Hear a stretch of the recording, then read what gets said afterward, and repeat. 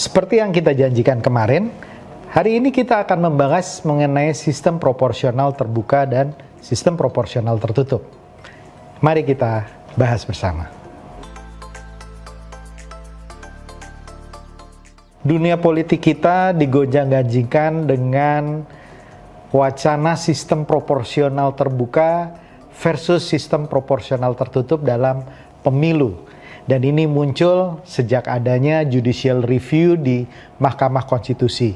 Sejak itu kemudian partai politik maupun elit politik kemudian berwacana pro dan kontra tentang sistem proporsional terbuka dan sistem proporsional tertutup.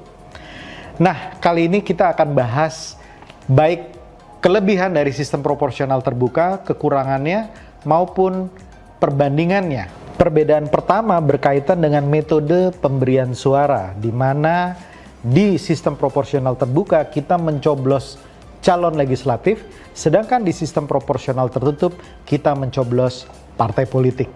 Perbedaan kedua dari metode penetapan calon, di mana sistem proporsional terbuka calon dihasilkan dari suara terbanyak, sedangkan di sistem proporsional tertutup penetapan calon berdasarkan nomor urut dari sang calon legislatif.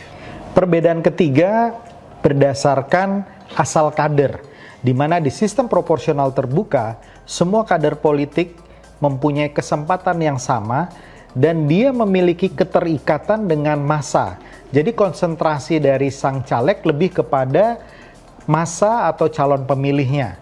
Sedangkan di sistem proporsional tertutup, kedekatan dari caleg lebih kepada partai politiknya karena elit partai politiklah yang menentukan nomor urut sang calon legislatif.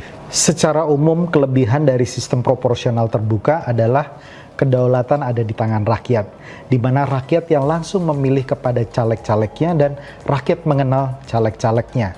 Sedangkan di sistem proporsional tertutup, ibaratnya seperti rakyat memilih kucing di dalam karung karena yang menetapkan calon legislatifnya adalah sang partai politik.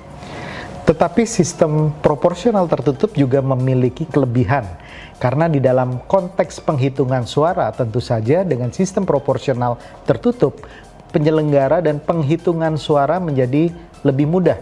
Bayangkan kita hanya memilih partai politik, sementara di lembar suara sistem proporsional terbuka, semua nama caleg itu berada di situ dan akan mempersulit penghitungan dan rekap suara.